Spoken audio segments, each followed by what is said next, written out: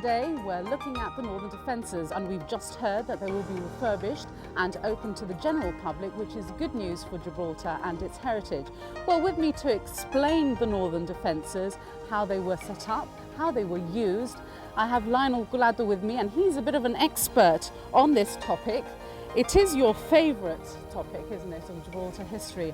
Why is that? Why is the northern defences so special to you? Well, basically because the defences were so important in the capture and the defence of Gibraltar. So initially, what was here? Let's go back now to before the Moors, and the first Moorish settlement was set up. What was there here? Well, we know that when the Moors captured Gibraltar in 711, there's definitely plenty of evidence that they built a castle here, and apparently it was finished in about 740 or something like that. And it's probably highly likely that it's more or less in the same position as the present castle is. But then later on, 1100s, when the Almohads came. Well, yes, there was then later rebuildings of the castle, and eventually we have a very good plan of 1627 by Louis Bravo, which tells us the state of the fortifications prior to the capture of the Rock in 1704. Right. And that is quite a useful plan because it's very detailed and accurately shows what the fortifications were like. So Lionel, did the Moors build any walls here? Yes, I mean there is no doubt that the castle walls all the way down to Grand Battery are on the site of earlier both Moorish and Spanish fortifications. Right. Exactly what's what is difficult to tell. I mean, we've got, as I mentioned earlier, the plan of 1627. Yeah. But yes, there's no doubt at all that this was where the Moorish castle was. Because I suppose because of the shape of the rock, I mean, it made sense to have defences in this northern part of Gibraltar. Yes, and I mean, it's quite clear that when the first castle was built, whether it was built of stone or wood, it could have been of wood in the 8th century, they chose this particular site because it is the best place to put a castle. Yeah. If you think about medieval fortifications, this would be the best place to put it because of its commanding view over the isthmus and over the sea and everything. So what would, standing here now back in the early 1700s, what would we have seen looking out?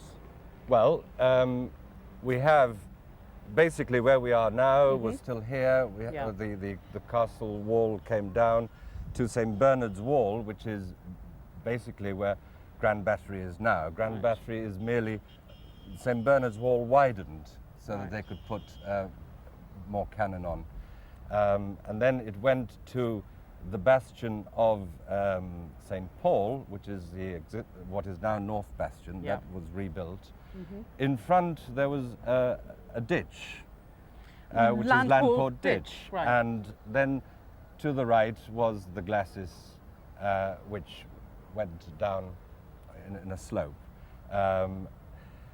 And the sea came up to more or less where Winston Churchill Avenue is now. Yeah. And the sea came up to the other side of North Bastion, so Portland House would have been in the sea. Yeah. And the sea also came up all the way up to Devil's Tongue. Devil's Tongue stuck out into the sea, so it had sea on both sides. On top of the old mole. Yeah, there is an extension of the old mole. So water gardens would really have been water gardens. Yes. Because it was in the sea. Yeah. If you can imagine, Grand Battery is the only land front to Gibraltar. Yeah. It's big, but it's very small, really, in context. So they needed to extend it so they could bombard the approach to the rock. Right.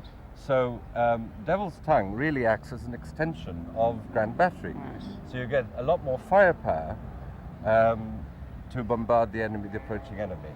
Shall we take a closer look? And have a closer look. So we're talking now about British Gibraltar, or not? Well, Devil's Tongue is from before the British capture, but certainly in the British period, that was very well appreciated, and it was extended to extend the firepower bombarding the approaching enemy. Now, what happened then during the sieges? Well, how did it work? If you've got to appreciate, as I've already said, that Grand Battery or St Bernard's Wall, as it was in 1704, is the only land front to Gibraltar. Yeah. So if you want to get into Gibraltar, you have to go through Yeah. through that part. So the British, when they captured in 1704, they did a two-pronged attack. The main attack was landing all their forces on the isthmus, hoping to breach St Bernard's Wall and capture Gibraltar here. And then there was the other prong was at the New Mole. At the New Mole. Unfortunately, at the New Mole, I mean, Gibraltar was very badly defended. The fortifications were good. It's just that they only had something like 150 people manning the fortress, which is absurd. There's some evidence that suggests that they even had as many as 400 guns. There's only 150 people. You can't do very much. And many of them weren't working, apparently, because there had been peace for such a long time in Spanish Gibraltar. That's right. But anyway, at the South Mole, a mine was sprung, which killed 2 officers and blew up the Torre del Tuerto. Well, yes, that's right, and killed a whole lot of sailors. One of the officers killed was jumpers, and hence jumpers. Battery or bastion. So after the British captured Gibraltar in 1704, the Spaniards tried to catch it back. Yes, a year later. The Spaniards capitulated on the 24th of July, 1704, and the King of Spain was quite quick to order that they should recapture it. And later on that year, they did try. And in that siege, Landport Ditch and Grand Battery, as it eventually became, played a very important part. And also the Round Tower, which was part of the northern defences, which we'll see later, or the site of which we'll see later, also played a very important part. But we'll talk about that later. Lionel, you said that Grand Battery, together with Landport Ditch and Glacis, which was a slope extending down into the sea, it was very efficient and it worked very well. Now, why? Very simply because the Glacis slopes towards the main battery, which is Grand Battery in this case, to a crest which is at the right sort of height, so that when the enemy is firing the shells uphill, it has to clear the crest, and to clear the crest, it then will shoot over the battery and won't breach the battery. So then the shells will end up in case of a square. In case, or La Barcina, as it was called then, yes, or in the ditch itself. Or in the ditch itself, or generally they would end up in the Glacis, actually. The Glacis would normally be of sand or something like that, and they would end up in the Glacis. You've got to appreciate, though, that in 1704 and the 1705 siege, the Glacis and Grand Battery hadn't been fully developed as it is now, so it wasn't as efficient. And obviously the soldiers on the battery then had a wonderful vantage point where they could actually shoot down to the... Yes, if you imagine, there's a slope. The enemy has to come up a slope, and all the guns from the battery are firing down this slope. And if you add to that the fact that we had all the guns along the side in King's lines, Queen's lines, Prince's lines, getting them at the side, it makes it awfully difficult to capture the one land front of Gibraltar. Yes, it's very interesting that in the 1704-1705 siege, St Bernard's Wall was breached, and in fact there were breaches further up also. And the enemy got quite close. They also there was a massive fight at the Round Tower, which is part of the northern defences, just at the end of King's lines, and it's also the siege when about 150, 200 commandos is what we'd call them today, sort of got onto the top of the rock from the south and went above through Middle Hill and tried to to attack from up here. Those are the Spaniards? The Spaniards, yeah. yes. Yeah, so it was quite a memorable siege, and quite a lot happened. It Right. tends to be overshadowed by the Great Siege. Well, it just goes to show how great the northern defences were and defended Gibraltar so well, because they were unsuccessful, the Spaniards. When they besieged, they tried to take the rock back. Absolutely, and the later sieges, 1727, the Great Siege, etc. I mean, you've got to remember, as I've said before, this was Gibraltar's front door. Grand Battery, Landport Ditch, the glacis, that's the front door. It's not appreciated now because the way it is, and there's too many buildings around it. And I suppose it'd be appreciated even less when they build a car park in Landport Ditch, but there you are. Right. Well, where do we go to now? Now we'll go along King's Lines and Prince's Lines and have a look at the other. And we can talk about the isthmus as well and how that was. Yes. Excellent. Okay. Okay, great. Right. Here we go. Yeah, I'm not sure where we are going to. Well,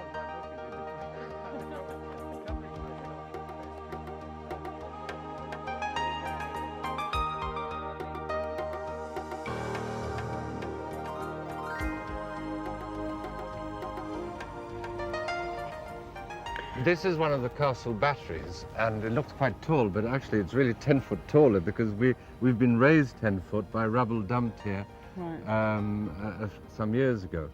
But this was the covered way, which appears in the plan, Luis Bravo's plan, which linked the gate to Villavieja, which was over there, and we can still see road to the lines, basically. Yes, and it came along here, Right. and continued towards that area, and probably went where Bomb-Proof Battery is now. Right. And that was part of the Spanish fortification.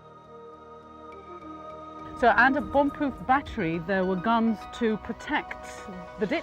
Bomb-Proof Battery is one of the places where there were 2 guns protecting the ditch. There were more guns below and higher up. Right. There were quite a lot of guns trained on Landport Ditch and the glacis. Right.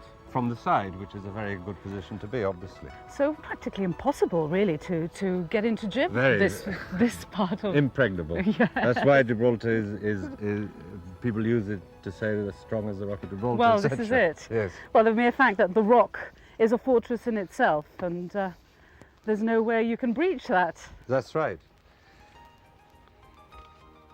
Right, this is King's Lines communication, which takes us to King's Lines, which were lines which were actually there before the British capture in 1704. Right. And this is a covered way. We're slightly above the level it used to be, but more or less the right level. And you'll notice that there are walls on both sides, which means that the enemy can't actually see us. That's it. And we're very well covered, and it's a good communication. These walls are British walls? Yes, or? they are, because the Spanish covered way was a little bit to that side. Right. And wasn't so well protected as this, and went down into Bomb-Proof Battery. Right. Which we'll see in a minute. And these are the famous jungle tunnels known locally. Yes. Yes, they are.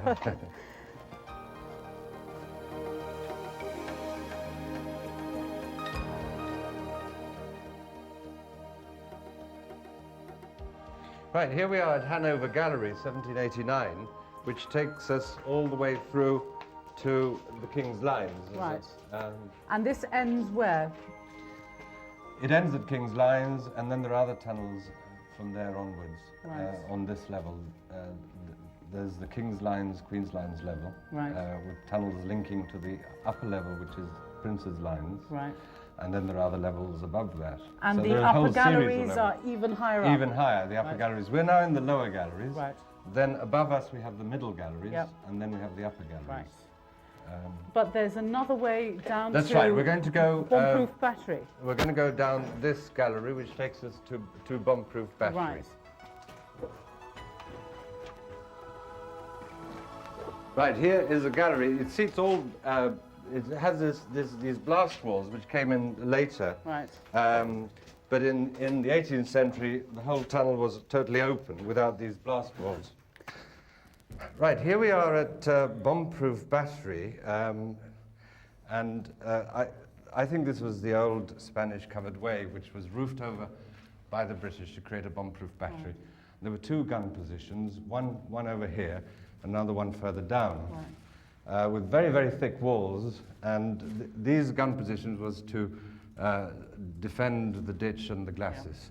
Well, you can still see the rings. The rings are still You can still there. see the rings. And there wasn't much room, so they had to excavate at the back, as you can see. And right at the back, there's a brick-lined funnel for all the smoke from the guns to go out. So, well, just let's try and picture what it was like then. The gun was shot, it'll pull back into this space here, and obviously all the smoke would All the go smoke, on. a draft would be created getting rid of the That smoke. must have been a problem, ventilation and the noise. And the noise. The noise is quite horrific. The noise from... I've seen guns being fired, old cannon being fired in the open air, and the noise is amazing. Imagine it in an enclosed place like this. It's quite horrific.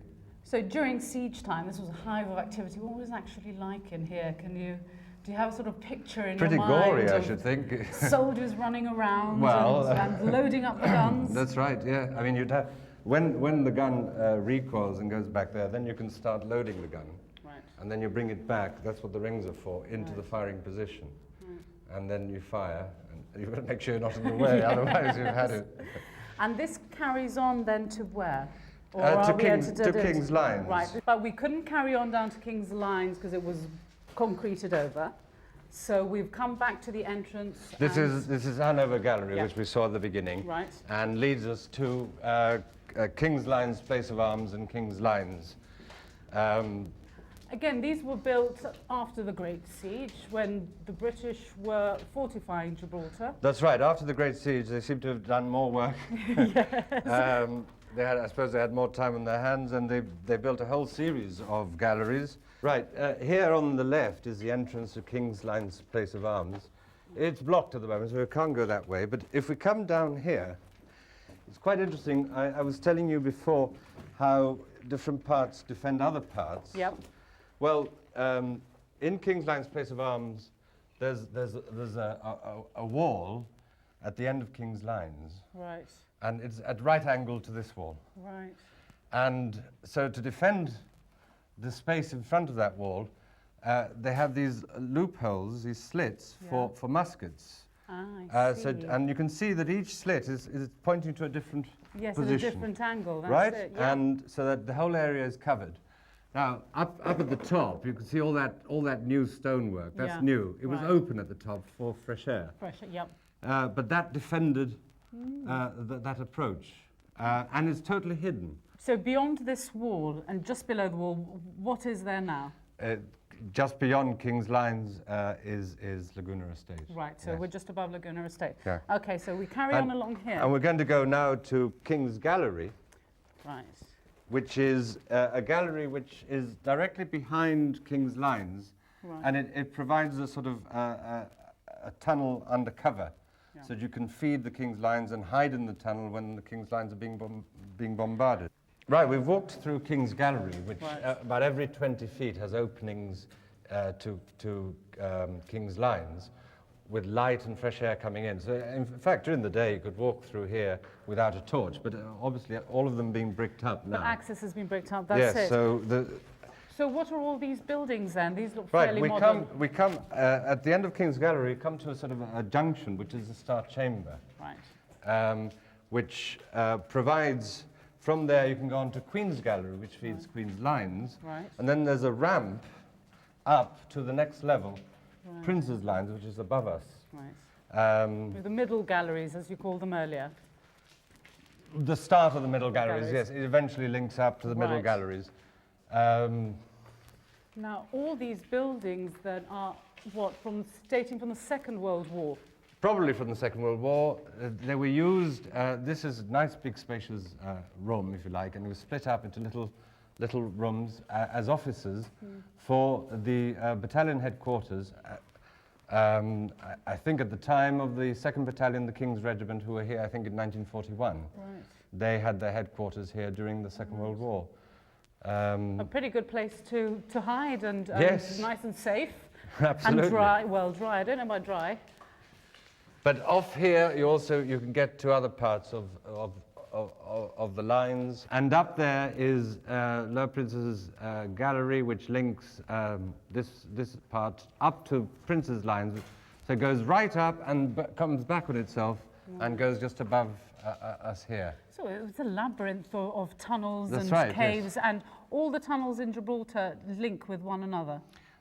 More or less, More or yes, less. everything is linked. But you've got to appreciate that we're here talking about 18th century tunnels. Yes. Nearly everything we're seeing here is 18th century, Yep. basically. Some additions and all.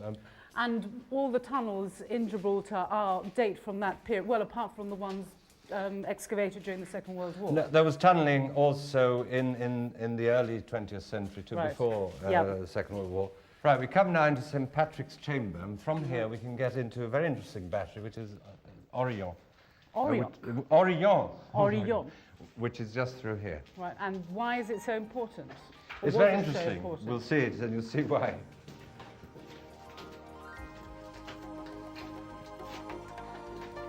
Right, here we are in Orion Gallery.